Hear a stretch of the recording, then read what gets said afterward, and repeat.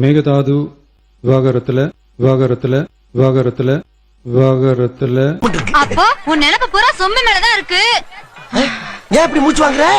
இல்ல உன்னை இப்படியே மிதிக்கலாமா இல்ல ஓட விட்டு மிதிக்கலாமான்னு பாக்குறேன். மிதிக்க போறியா? முதலமைச்சர் விஜயிடமிருந்து விவாதத்தை கேட்டு பெற்ற வழக்கை திரும்ப பெற்றிருக்கிறார் சங்கீதா அவர்கள். பண்டிகையை கொண்டாடுங்கடே.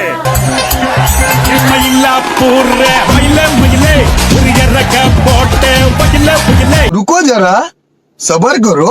டைவர்ஸ் நோட்டீஸ்ல கையெழுத்து போட்டா அந்த கௌரவத்தை நீ அந்த கேடு கட்டவளுக்கு கொடுத்துருவ. அது இந்த ஜென்மத்துல நடக்கவும் கூடாது, நடக்கவும் விட மாட்டேன்.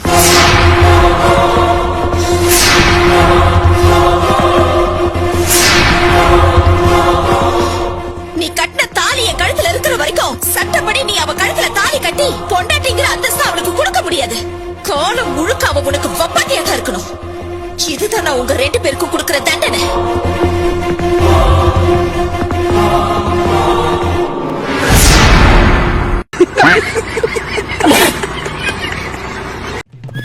பஞ்சாயத்தடா முடிச்சு வச்சு பாரு, நமக்காக அம்பட்டு பெண்ணும் பிள்ளை குட்டியோட வெயில்ல காத்து கிடக்குறாங்களே. அந்த குறுவை சாகுபடிக்கு அந்த நிவாரணம் ஏற்கனவே கொடுத்தாச்சு, வழங்கியாச்சு. ரெண்டும் ஒண்ணுதான். அரசியலே நாங்க தான் அப்படின்னு சொல்லிக்கிறவங்களுக்கு இது எப்படி தெரியாம போச்சுன்னு எனக்கு தெரியல. அதாவது கழுது மேய்க்கிற பையனுக்கு இப்படி ஒரு அறிவான்னு உன் மேல எல்லாருக்கும் பொறாமடா. நீங்க பின்ன பேப்பர் படிச்சிருந்தா நாட்டுல என்ன நடக்குதுன்னு தெரிஞ்சிருக்கும். என்ன கலாச்சிட்டாராமா? அது பற்றி உங்களுடைய கருத்து என்ன? பேப்பர் கூட படிக்காதவரா எதிர்கட்சி தலைவர்? ஒரு நாள் பேப்பர் படிக்காம வர்றது தப்பு கிடையாது. அரசியலே என்னன்னு தெரியாம முதலமைச்சர் ஆகிறது தான் பெரிய தப்பு. அந்த குறுவை சாகுபடிக்கு அந்த நிவாரணம் ஏற்கனவே கொடுத்தாச்சு, அரசியலே நாங்க தான் அப்படின்னு சொல்லிக்கிறவங்களுக்கு இது எப்படி தெரியாம போச்சுன்னு எனக்கு தெரியல. இப்போ ஏன்ட்ரி, அதாவது ஹீரோ என்ட்ரி. ஸ்பெஷல் பேக்கேஜ்னா நீங்க கொடுத்தது 134 கோடி கொடுத்தீங்க. அது அனைத்து அரசுலயும் கொடுக்கறக்கூடிய ஸ்பெஷல் பேக்கேஜ் தான். இப்ப வறட்சி நிவாரண நிதி அவங்க கேக்குறாங்க. இது ரெண்டுத்துக்கும் வித்தியாசம் தெரிஞ்சுக்க வேண்டும். நம் ராஜதந்திரங்கள் அனைத்தும் வீணாகிவிட்டதே. முன்ன பின்ன பேப்பர் படிச்சிருந்தா நாட்டுல என்ன நடக்குதுன்னு தெரிஞ்சிருக்கும். டெய்லி காலைல பேப்பர் படிச்சா மட்டும் பத்தாது. இந்த அவமானம் உனக்கு தேவையா? அங்க அனைத்து கட்சி கூட்டத்தை கூட்டி அனைத்து விவசாயிகளோட போய் கலந்து பேசி அவங்களுடைய கோரிக்கைகள் என்னன்னு நீங்க தயவு செய்து கேட்டுக்கொள்ள வேண்டும். டெய்லி பேப்பர் படிச்சா இதெல்லாம் ஸ்கிரிப்ட்ல இல்ல. ஸ்கிரிப்ட்ல இல்லாத ஒண்ணு பேச விடாதுன்னு சொல்லி இருக்கணுமா இல்லையா? சாரி பாஸ், கொஞ்சம் உணர்ச்சி வசப்பட்டேன். ஆர்வம் கண்டிப்பா போய் கேட்பாப்ல. இவ்வளவு முதலீடு போட்டு உங்களை முதலமைச்சர் ஆக்கி இருக்கிறோம், ஸ்கிரிப்டை தாண்டி பேசாதீங்கன்னு சொல்லி இருக்கிறோமா இல்லையா? குடுக்கிற டைலாக் ஒட்டி பேசு, ஓவரா பேசாத. பேப்பர் படிச்சா தெரியும் இந்த நக்கல் பேச்சுக்கு. இதுல ஒன்னும் குறைச்சல் இல்ல. இதுலதான் இன்னொரு பாயிண்டே சொருகணும். பெருமையா சொல்லுவேனே. நான் அசிங்கப்பட்டாலும் பரவாயில்லை, நான் கர்நாடகாக்கு போலான்னு நினைச்சேன் அப்படிங்கிறாருல்ல. ஓ, அவ்வளவு பெரிய தியாகிங்களா? அங்க பிரச்சனையே இவர் அசிங்கப்படுறதுக்காக நம்ம வேணாம்னு சொல்ல, இந்த ஸ்டேட் அசிங்கப்பட்டுரும். தமிழகத்துடைய முதலமைச்சர் அங்கே சென்று அவர்களோடு மண்டியிட வேண்டிய தேவை எக்காரணம் கொண்டும் இல்லை. அவர்களோடு மண்டியிட வேண்டிய மண்டி போட வச்சு நீ நினைக்கிற மாதிரிலாம் ஒண்ணு இல்ல. அப்படி ஒரு நிலை ஏற்பட்டால் அது அவமானத்தை நான் தாங்குவதற்கு தயார் என்று சொன்னார். அது சரியில்லை. அவருக்கு ஒரு அவமானம் ஏற்பட்டால் நாம் அனைவருக்கும், தமிழக அத்தனை மக்களுக்கும் ஏற்படுகின்ற அவமானமாக நாம் கருத வேண்டும். நினைக்கிறேன் அப்ப நான் பஞ்சாயத்துல ஒண்ணும் சொல்லக்கூடாதா? சொல்லக்கூடாது. உனக்கு சொல்ல உரிமை கிடையாது. காவிரி வாட்டர் அந்த இந்த ஃபாரம் என்ன, அது ஒழுங்காற்று குழு என்ன, இதெல்லாம் புரிஞ்சு ஒரு முதலமைச்சர் போனா பிரச்சனை இல்லைன்னு நினைப்போம். இவருக்கு கொடுமை என்னன்னா ஒண்ணுமே தெரியாது. வேற நான் எதுக்குமே லாய்க்கலன்னு முடிவே பண்ணிட்டியா? மற்ற முதலமைச்சர்கள் யாரு இதுக்கு முன்னால வரலாறுல யாரு கர்நாடகா போறதா இருந்தாலும் வேணாம்னு தான் சொல்லுவாங்க எல்லாருமே. அதுக்கான காரணம் வேற. இவர் போகும்போது வேணாம்னு சொல்றதுக்கு காரணம் இவருக்கு அரசியல் அரிச்சுடியே ஒண்ணுமே தெரியாது.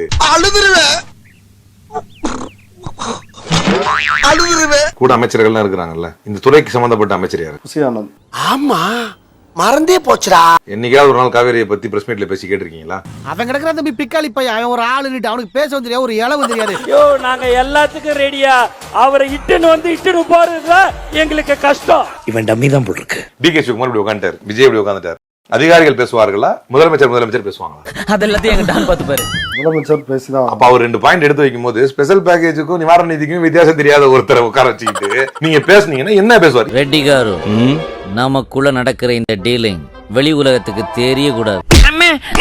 இதத்தான் வேணும், ஒண்ணுமே தெரியாது, நீ போய் அசிங்கப்பட்டு வராதே.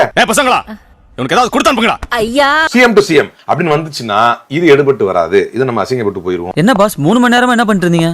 ஏரியா பிரிக்கிறத பத்தி பேசிக்கிட்டு இருந்தோம். பிரிச்சிட்டீங்களா? பிரிச்சுட்டாங்க.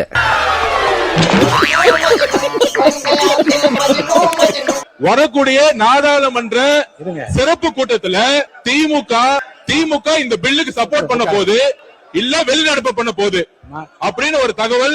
ஒரு எம்பி கூட இல்லாத தாவேகா டீலிமிட்டேஷனுக்கு அனைத்து கட்சி கூட்டத்தை கூட்ட நினைத்து தன்னுடைய மாநில உரிமைகளுக்கான தன்னுடைய மாநில உரிமையின் மீதான அக்கறையை காட்ட நினைக்கிறது. ஆட்சியை பிடித்த தாவேகா ஏன் காவேரி விஷயத்தில் அனைத்து கட்சி கூட்டத்தை கூட்டல? இதுல தெரியலையா மாநில உரிமைகள் மீது நிக்கிறது யாருன்னு? மாநில உரிமைகளின் முன்னோடி திராவிட முன்னேற்ற கழகம். குழந்தை எவ்வளவு பார்த்திருப்பேன். நேற்று பெய்த மழையில் இன்றைக்கு முளைத்த காளான்கள் பிதற்றிக் கொண்டிருப்பது என்பது பயத்தின் உச்சம். 1969 ஒருத்தர் நீர்வளத்துறை அமைச்சரா இருந்தாரு. 1969ல அப்போ நீர்வளத்துறை அமைச்சரா இருந்தது யாரு? அப்ப அணை கட்ட விட்டது ஏன்னு கேட்டு அந்த மாதிரி சீப் பாலிடிக்ஸ்லாம் நான் பண்ண விரும்பல. காவிரி நதிநீர்ல ட்ரிபியூனலை அமைப்பதற்கான தீர்மானத்தை சட்டமன்றத்தில் முதலாக நிறைவேற்றியவர் யார்? 1971 அப்புறம் அதை கொண்டு வந்தவர் யார்? உச்சநீதிமன்றத்தில் இதற்கென்று ஒரு இன்டரிம் ரிலீஃபை வாங்கியவர் யார்? கலைஞர்.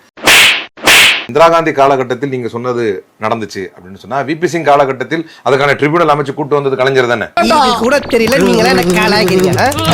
இது சீப் பாலிடிக்ஸ் அப்படின்னு சொன்னா இதனுடைய வரலாறு தெரியாமல் விஜய் பேசுகிறார் அப்படின்னு எடுத்துக்க முடியும். யாரு என்னன்னு தெரியாம பேசக்கூடாது. ஆதவர்ஜுனா எழுந்திருத்து சம்பந்தமே இல்லாமல் எதிர்க்கட்சி தலைவர் சொல்லணும்னு சொல்லி அசிங்கப்பட்டு திரு உதயநிதி அவர்கள் சொல்லணும், ஏன் 900 கோடி ரூபாய் லாட்டரி நிறுவனம் வாங்கினாங்க திமுக? பதில் சொல்லட்டும். பதில் சொல்லுங்க.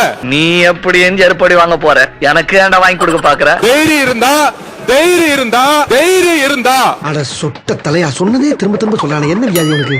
லாட்டரி நிறுவனம் 900 கோடி ரூபாய் திரு மு.க. ஸ்டாலின் அவர்கள் ஏன் வாங்கினார்கள்? தைரியம் இருந்தா சொல்லுங்க. தப்பு பண்ணிட்டியா சிங்காரம்? நீ மறுபடியும் எங்கட தொட்டிருக்க கூடாது. தொட்டவனே நான் விட்டதே இல்லை. நம்முடைய அமைச்சர் அவர்கள் திமுக ஏன் லாட்டரி நடத்துகின்ற நிறுவனத்திடம் என்று ஃபண்ட் வாங்கினாங்க அப்படின்னு கேட்கிறாரு. அது கொடுத்தது அவருடைய மாமனார் தான். அவருடைய மாமனார்கிட்ட கேட்டு அந்த விளக்கத்தை அவர் பெற்றுக்கொள்ள வேண்டும்.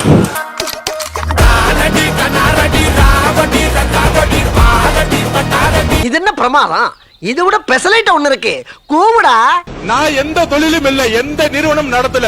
ஆதவர்ஜுனாங்கிறது வேற யாருமே இல்ல, என்னோட சொந்த மச்சான். கஷ்டப்பட்டு பணக்காரனால என் தங்கச்சி கட்டி பணக்காரனால. நீ உங்க அக்கா வச்சுதானே இந்த பேக்கரியை வாங்கி போட்ட?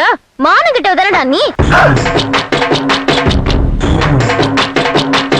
சொந்த அம்மா வச்சு அரசியல் பண்றாரு. கேட்டா ஜாதி பிரச்சனை. சாதியினால் என்னுடைய அம்மா செய்யப்பட்டார்.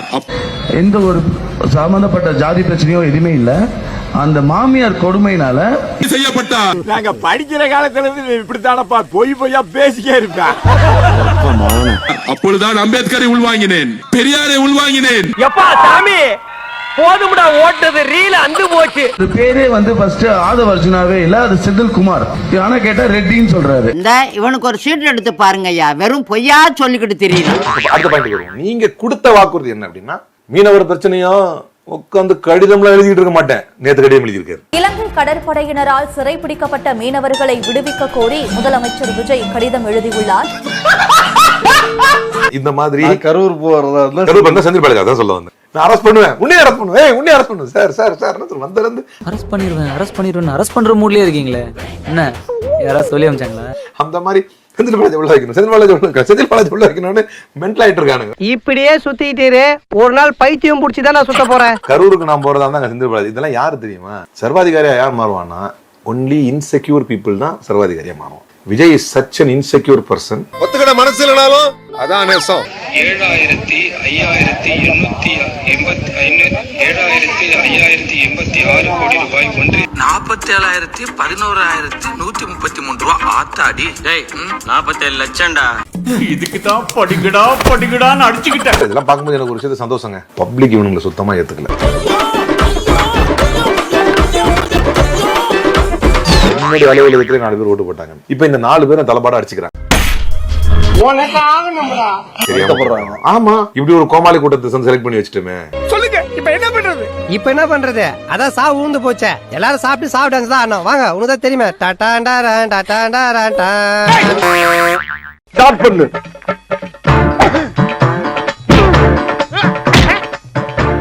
இங்கிட்டு வா. அப்படியா படைக்கலடி மண்டையில மட்டும் அடிச்சிடாத, குலக்கேசல் உள்ள போயிருவேன். சரியா? உங்க வீட்டு பிள்ளையா நினைச்சு எல்லாரும் என்னை மன்னிச்சிருக்க.